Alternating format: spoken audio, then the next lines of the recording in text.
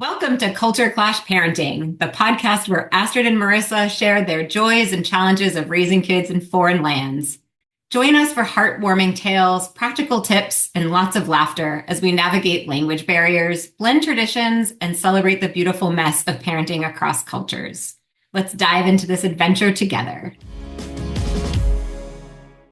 So welcome to episode number 1, How We Met. Hi, I'm Marisa, an American living in France. I'm Astrid, a German who moved to the US. We met back in 2006 online.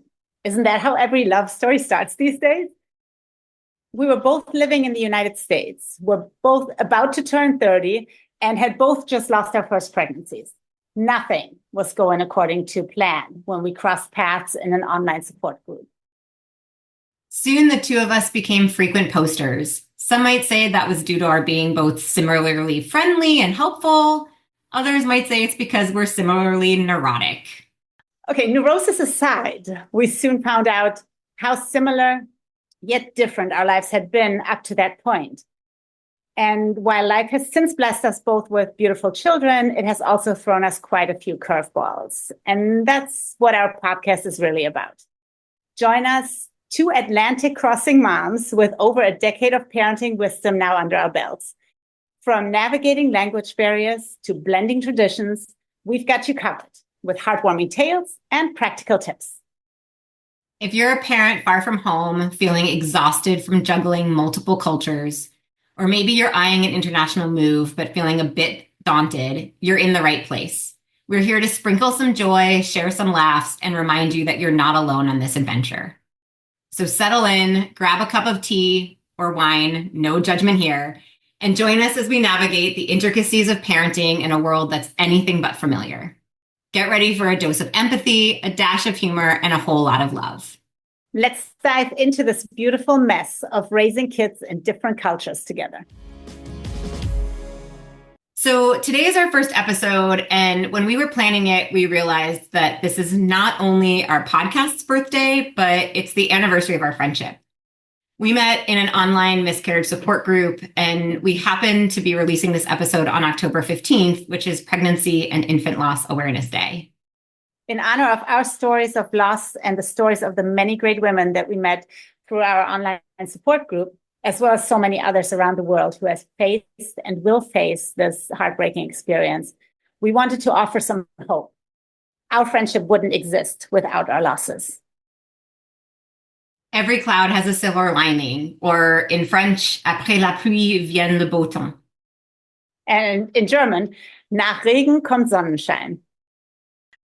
So at first we just felt like we should be friends because we responded in similar fashion to posts. Then it started feeling like we should have always been friends. We had so much in common.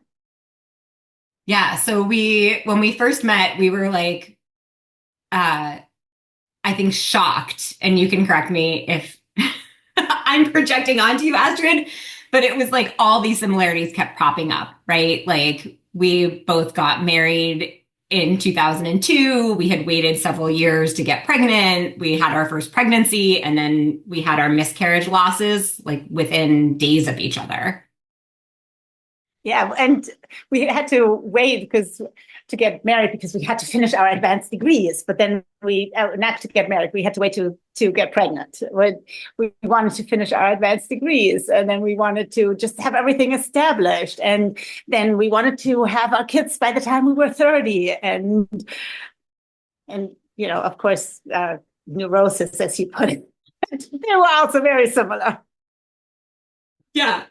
And the super, I think, awesome thing, like meeting in an online forum, was that so much of our relationship, I mean, this was like back in the day, right? Like 2006, right? Like end of 2006. And so it was like online forums were really new. And it really felt like, I think for the first time, like I was meeting somebody that I had never met, never expected to meet face to face. And yet like, it felt like we were these soul sisters that were meant to meet, and we got to communicate online. And then like I guess it was 9 months later, we got to meet in Hey, person. 8 months later. Yeah. Like, yeah, I think it was 6 months. Maybe I don't know. It might have been May. This was September when we lost the pregnancy. Was it? yeah. It was May, I think. Because remember, I was when we met in person. You were pregnant with your first one, just like 7 weeks, and I was pregnant 13 weeks because our first kids, then her firstborns are 6 weeks apart. Yeah. And it So it was would have been so, about May.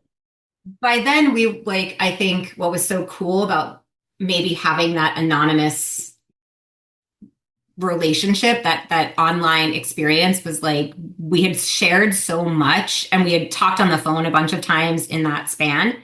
But we had shared so much about like the fears, the doubts. Like we'd been so deeply vulnerable with each other that meeting in person really was like we've known each other forever. And you knew that I told you, you were literally the first person I called when I found out I was pregnant. Like I think I might have told you before I told Sean. Like I was like, oh my God, I have to call Astrid. And then Sean was at work and like he'll find out when he gets home. like, um, Wow, don't tell him that. I might be remembering wrong, but you were definitely like, I mean, I know you were the first person I told out, like before I told my parents, before I told anyone else, even before I posted it Same, on the miscarriage site. Like it was like, I need to tell you. same. And then you were also the first person that heard when I went into labor. Yes. Yeah. And we were talking about that too. Like, I think that was um, kind of the first time we talked about, I mean, not when you were in labor, obviously, but like that experience of actually, I remember coming to visit you and when you were 13 weeks and I was 7 weeks and bringing a bottle or buying a bottle with you of non-alcoholic wine and having this conversation about how like this was so not European. Like I was still living in America. I hadn't lived in Europe yet. But you were like, yeah, like of course, like part of our neuroses was like, we're gonna do everything right. Like we're not gonna mess it up. And you're like, man, like this is so bizarre. Like my friends in Europe wouldn't be like, I need non-alcoholic wine in my pregnancy. Um, so I'm curious, like, I mean, again, I think like this podcast is about, those experiences. And my first pregnancy did take place in my culture, my native culture, but yours didn't. So what was that experience like for you? Um, and even before the pregnancy, like the miscarriage, like how did that, yeah, I mean, I what was that like to have a miscarriage on the other side of the ocean? well, I didn't have that many close friends here. Like I still don't where I live in the Midwest. I still don't have a whole lot of close American girlfriends. They're I don't know why. I have most of my girlfriends here are European, so um, I don't know if I can compare it. At that point, I didn't even have that many European girlfriends here because I had only been here for 4 years. I worked in an office full of women who had all kind of grown up together and they were good friends. So I didn't really talk to them. I don't know. I didn't have anybody really to talk to other than my husband at the time. And I called my family. I remember calling them and having just been the doctor had just delivered the news. Look, this is not progressing. I had actually just been to Germany pregnant, um, pregnant with what turned out to be a blighted ovum, which is how we met on that particular board for this particular miscarriage. But so everybody in Germany knew, my family in Germany knew I was pregnant. I had come back and then gone to the next appointment, and the doctor says, this is not progressing. There is no heartbeat. And he was super gentle about it. And my doctor at the time had a wonderful bedside manner. And then I called my family. My parents were on vacation. They didn't answer their phone. I called my brother, who didn't answer his phone. I called my grandmother, who answered her phone. And she's like, oh, it's okay. It took me 12 years to have your dad. This happened to me for 12 years, miscarriage after miscarriage. Don't worry about it. It's like, okay, not exactly what I wanted to hear. Yeah. So I don't know. That was my experience with a miscarriage. I think that's really, it's interesting. And again, like part of what we, have to do it as part of this podcast is to generalize different these culture clashes. But I think that's a fairly, like similar to, so I mean, like I had a miscarriage in the States when I met you, and then I had a miscarriage after we moved here. And it was so different because my American doctor had this bedside manner and I had a bunch of complications following my miscarriage. And she like followed me through and was like, let's do more testing. Like, I'm going to refer you to somebody else. Like, my PCP was like, go to acupuncture, like deal with your anxiety and stress and neuroses, right? Yep. And like, and of course, being able to like have the blighted ovum support group and talk to you women about it was something that really, I think even if I didn't have that, have the bedside manner of my doctors, having that community really supported me in it. But yeah, like when I had my miscarriage here, they were like, well, you can get pregnant. So I don't know what your problem is. Like, it was like, come back and see us in like after your third pregnancy, after your third Miscarriage. right? And as a genetic counselor, I knew that. Like, that's how I had been trained. Like, well, one miscarriage is common. 25% of pregnancies end in miscarriage in the first trimester. And yet, like, and probably higher than that in this day and age, because so many women now find out they're pregnant like the day they miss their period, which in our parents' generation didn't happen. They had to wait until that first doctor's appointment. So like I knew the statistics, but I think because I had that bedside manner of my doctors and because I had the support group of my genetic counseling classmates and I had you guys, it was like, okay, this is my experience and I'm being held in space and love. And I can feel my feelings. And when I was here, it was just like, whatever, like come back when you're pregnant again, or if you can't get pregnant after a year. Go buy yourself a bottle of wine. Yeah. Great. Oh, yeah, that sounds about right. That's the support that I felt like I was getting from anyone overseas, which is how I then turned, again, not having close girlfriends here that I could talk to. That's how I found that support group, and that's how I found you. Yeah.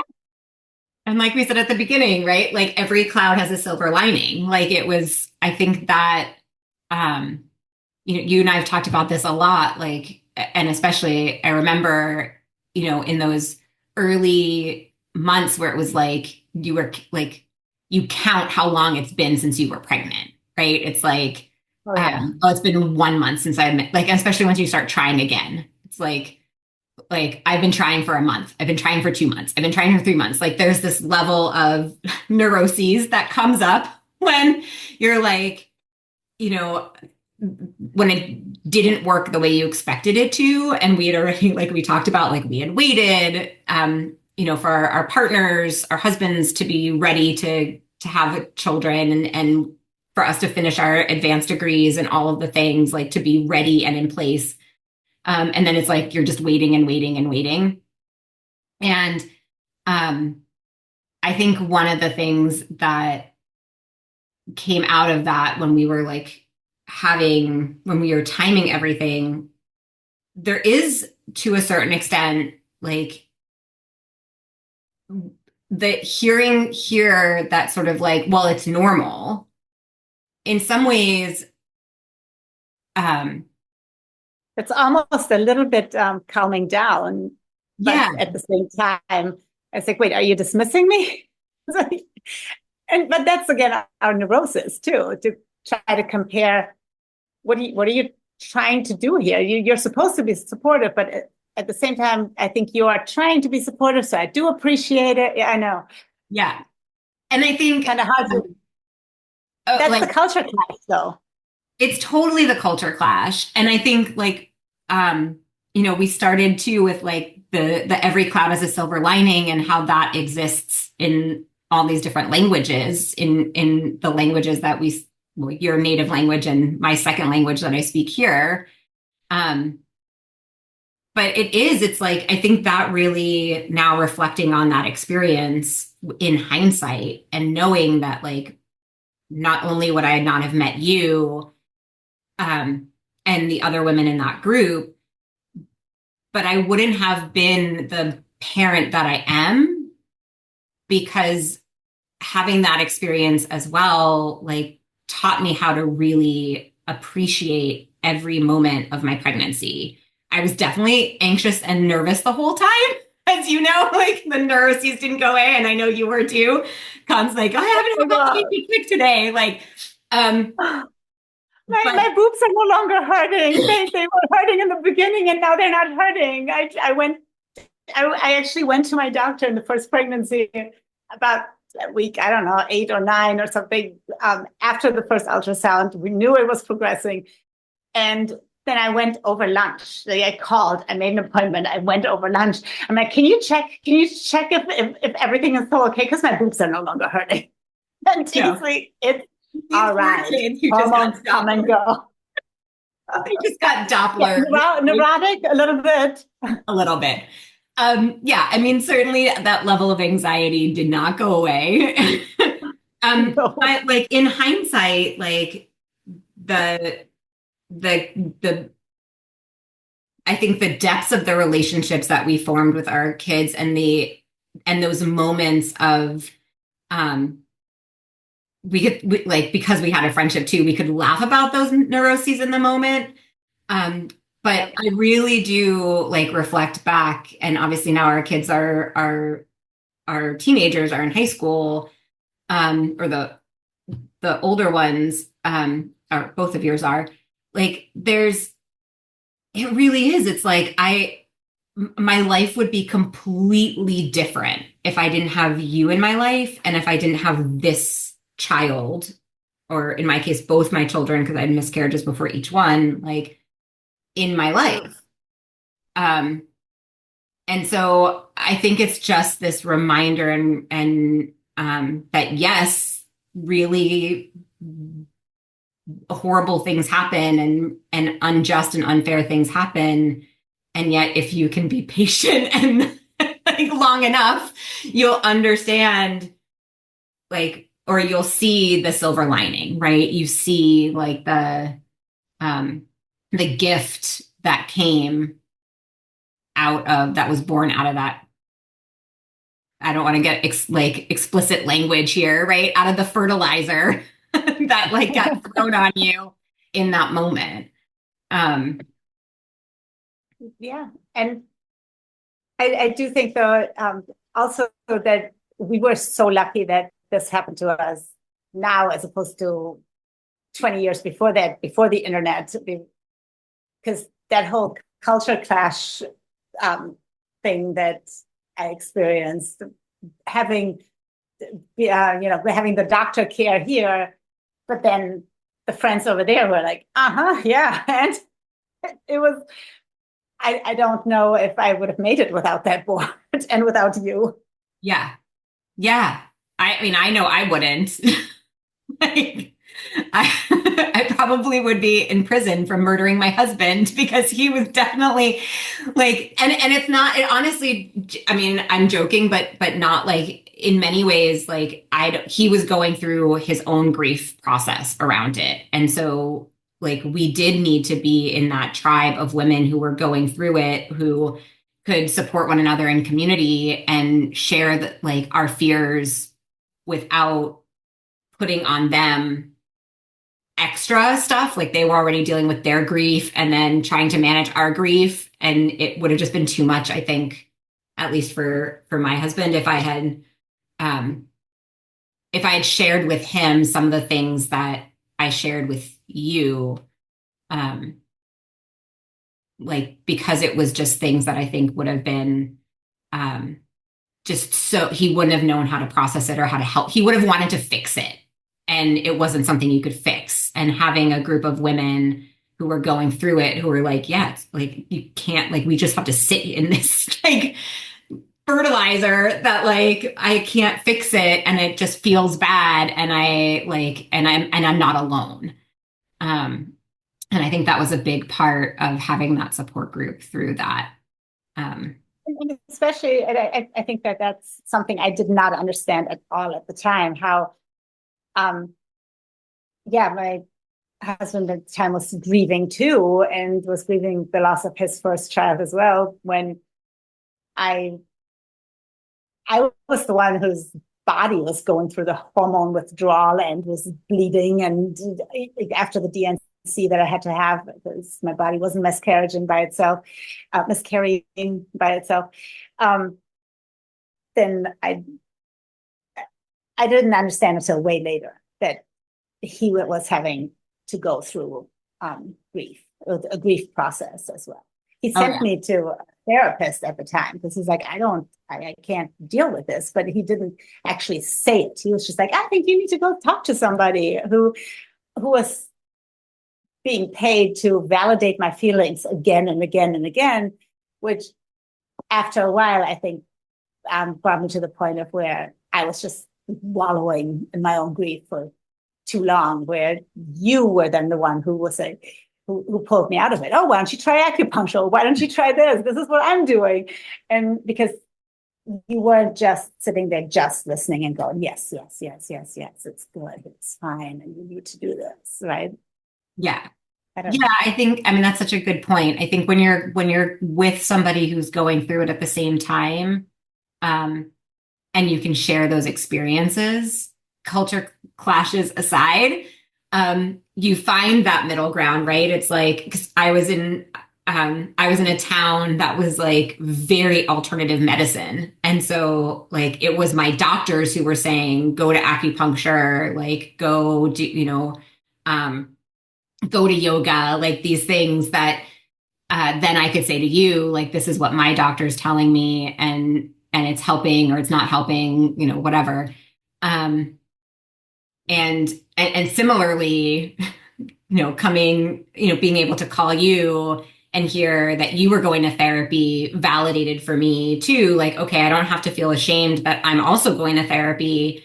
Because at the time, I think there still was this taboo around going to therapy. Um, and so, Still is in Europe, I think. yeah. And so being able to say, okay, somebody else is doing this too. I can, like, I don't have to feel shame around this, or I don't have to hide it, uh, made, allowed for the acceptance in the grief to come sooner. And especially because grief is a roller coaster, right? So, I mean, there were days where I remember like coming to see you and it was like this wonderful weekend and we were like having the non-alcoholic wine and all sorts of like, and I was still like super nauseous. So eating, like I got on the airplane with like, bags of nuts just to keep myself from not getting sick on the plane.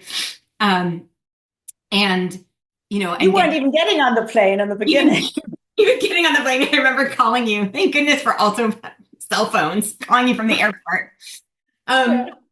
but yeah, like being able, knowing that we had this really good time and then, going through like I remember you calling me once because you had the maternal serum screen and I was in Old Navy in the changing room, like trying on a pair of jeans because I had just gotten to that point where my jeans didn't fit anymore. and having this conversation with you about what maternal serum screening was and what the test results would tell you and not tell you, and like being able to support you through that too. And it was like, okay, yeah, like this fear is because we had this experience and we're nervous and we're anxious, and so that was another manifestation of the grief, which I don't think I also connected to at the time, but it was like, oh yeah, now we're in crazy mode. Like here's the neurotic, anxious mode, and that's fine. And then we're gonna have like fun mode afterwards, and and joke and laugh about something ridiculous. So, What um, you just said you were in Old Navy because your jeans weren't fitting anymore and you were trying on the jeans. I that raised an interesting point because the point of maternity clothes. So I own still do because my youngest one is 3 now. I had so many maternity clothes that I bought for very little money at Old Navy or in Kohl's. They used to have a brand, Old Baby or something back when. But I then went to Germany, hugely pregnant with my first one. And our neighbor who graduated high school with me, she was also pregnant with her first kid at the time. And she was just wearing her regular clothes with she had some maternity pants, but her regular shirts, and they were just up and her belly was just out. And I don't know how is it in France, because I've never been to France pregnant or pregnant in France, obviously. But yeah, I know in Germany they don't. Most of them don't even worry about nursing shirts. I wanted to bring my cousin some nursing shirts, and she's like, "Oh yeah, I don't really wear much of them." Like she just pulls up her regular shirt. And in America, that's just so unheard of. Like most people still wear a nursing cover, which I didn't anymore with my second one, and certainly not with my third, which was a little awkward because now I have a stepson who at the time was 15, I think, when the kid was born, or no, 14, I don't know. But yeah, that's it was so. definitely an interesting thing for me. You're so right. I like because um I was really surprised by that too. Like, and again, I mean, I think things probably have changed. Um, but absolutely, like it was so much easier to find maternity clothes in the US that were um like modest for lack of like I had, I was working in a children's hospital, like I had to wear nice clothes um to work every day because I was working in a hospital, like in a clinic with patients. And so, yeah, like I could go to like wherever, any store had a maternity section. Mm-hmm. Here, um, they had, and actually, I totally remember this. Like, I don't even know what it's called, but I in English, but here they call it a bandeau, like basically like just a band of fabric that you Uh-huh. put over your jeans or under your jeans, and then you just have your jeans open. Like they're like, oh yeah, I don't have to button and zip them. Like I just have this bandeau, so I don't have to show my belly or like buy a new pair of jeans. And so I just Yep. remember being really surprised because I was like, where are all the maternity clothes? Like, I see all these pregnant women. Like, where are they shopping? So I do, yeah, there is this very, and yeah, when I had my second one here, there it was this um, like nursing bras and all sorts of things that were so easy to find in the US were a lot more difficult here. Um, and Yeah, nursing bras, definitely. I remember shipping mine to Germany when my cousin there had her first, who was born a year before I had my last. So she's now 4. And then I brought them back, or I got them back from her, and now I brought them back because now she just had her second one. Yeah, because they're hard to find and they're expensive. They are nicer when you do find them. Generally, they are sexier, but they're expensive. over Very there. expensive. And like to that point, like they're definitely higher quality. But it's like there's at least again at the time it was sort of like one style. Like it was like whereas in the US it was like there were sports bras that were like maternity sports bras and there were like nice like it was and yeah it and they were like I said they were everywhere. I think the other thing that is from a culture clash perspective, especially around um, pregnancy and infant loss, the other part was when we were in this in the miscarriage support group in the BO in the blighted ovum support group forum that didn't exist here. Even when I had my miscarriage here, um, it was still was like we were talking about earlier, like the doctor kind of being like, well, whatever, just come back. Like you could get like at least you can get pregnant and kind of blowing me off like that. There weren't conversations, there weren't women that I knew here um, that uh, that were sharing their stories. And I think that's really shifted and changed a lot in the years, in the 13 years since or I guess I have a 13-year-old. So in the almost 15 years since I had that miscarriage, um, there was this sense, and you alluded to it too, like this sense of isolation because I didn't have as many friends yet. I didn't have friends that had experienced it. So it was that kind of the conversations of like um, trying to get from support from somebody who's very empathic and compassionate but hasn't lived through it. I had one friend who had, and that was really supportive. But I knew I could go back to you and the other women as well. So I knew who that was. Um, You but had your tribe in I place. had my tribe, yeah. Um, but from a culture clash thing, what was really difficult was having to go through my pregnancy history with the doctors. Like I remember joking with you, like again, neuroses, perfectionist, like overachiever. I was like, okay, like I need to like create a glossary for myself of like a French English dictionary of all these medical terms of things that I experienced in the US so that when I go to see this doctor, I have the language because I couldn't obviously speak to them in my in English. And so like I learned like the word for miscarriage, the word for like labor and delivery, the word for um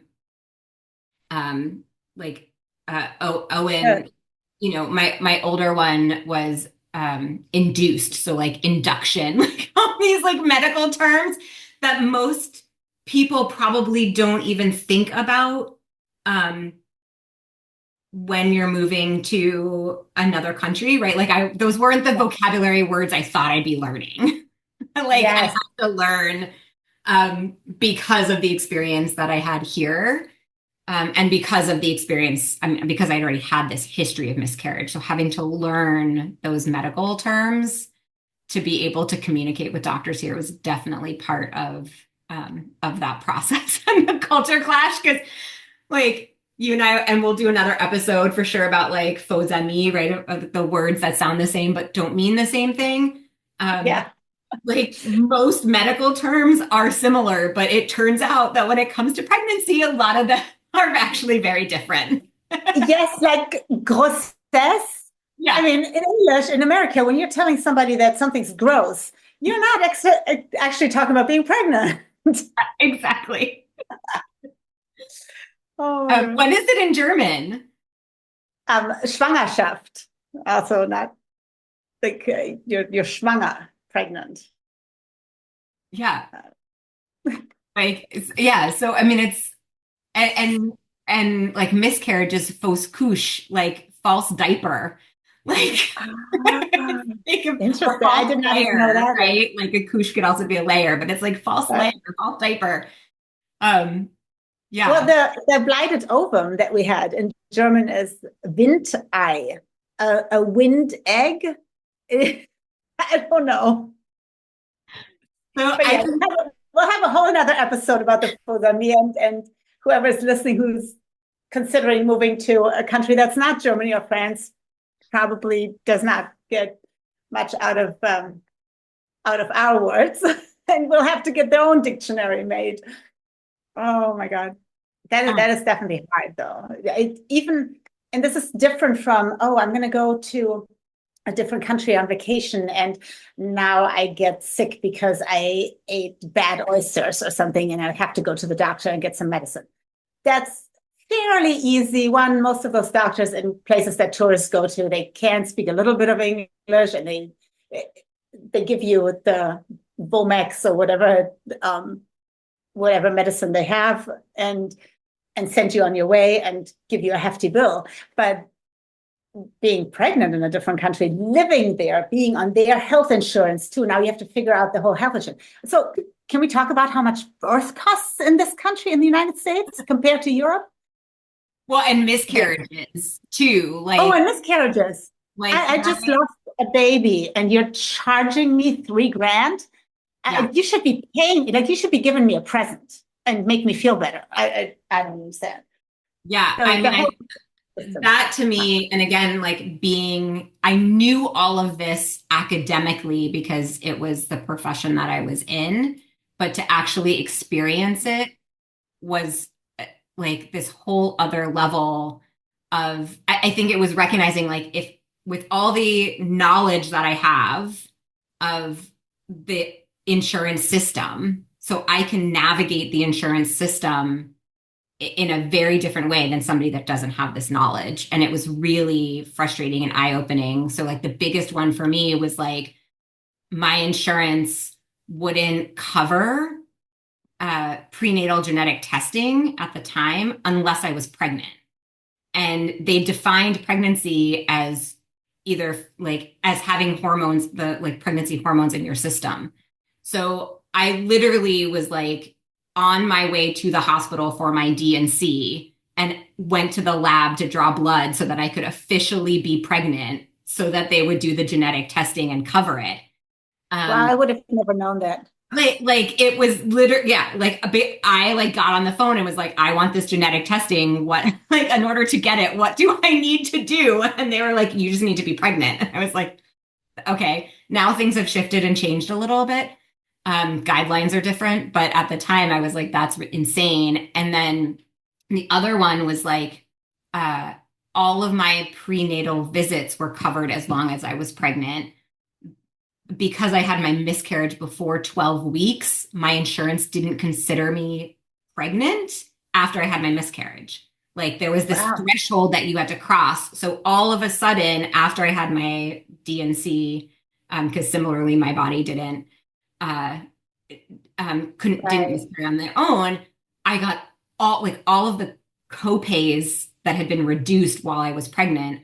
I got bills for the full payment and the full copay, the non-pregnant copay for all like of the shot that you needed to get a couple months or a couple weeks later. That was the shots that I got. My again, beautiful bedside manner of my doctor. Huge shout out to Dr. Jones wherever you are right now. Like she really, again, I think because I advocated for myself and because she was willing to have those conversations with me. We like massaged the billing codes so that things would get covered. But yeah, I mean, I like you were saying, like I got a bill for $1,200 after having an ultrasound after I'd had my miscarriage and I was having all these like my hormone levels weren't dropping after I'd had my D&C. I had to have another ultrasound and I got charged $1,200. Like that did not happen here in France at all. Like, so everything, yeah, you're totally right. It's a very different experience having a healthcare system that covers things. And France does have private, right? I mean, only 70% of stuff is covered in France and 30% is private insurance, but for pregnancy, it was 100%. And when I had my miscarriage, it was still 100%. Like I didn't have to deal with anything. And even that 30%, I didn't have to pay any of it once I was, once like my doctor had said like she's pregnant. Oh, now she's had a miscarriage. Like everything was covered, and it was still only like I don't know, $50 to go see the doctor. Like even without insurance, like it's $50 to see her. So, um, I I remember this was, I think my nephew was born 2017, and I remember because they didn't have insurance, so they had to pay cash for the birth, and my sister-in-law needed a C-section, and it ended up, I don't know how much it was, but it was very parallel to um, what I always paid as a copay after insurance for a regular birth in the United States, yeah, which was insane to me. yeah. And we had good insurance when we were in the US. Like I was a state employee. I had really good insurance. Um, Wow. Yeah, I always had great insurance too. yeah, right? Like, but I mean, I say I had great insurance, but we paid for it like in our premium, right? Yeah, exactly. So you pay $500 a month just to have this insurance, to then pay another 2,500 for the birth. That's just for you. And then they also charge you extra for the kid. And Yeah. Yeah, exactly. And you see like the bill comes back and it's like tens of thousands of dollars. This Mhm. is definitely going to be a whole nother episode, I think for sure, because the healthcare systems are so different, and having that conversation around like there culture clashes in positive and negative, like things. So I think it's a whole nother episode we can go into. Um, as we're wrapping up, I think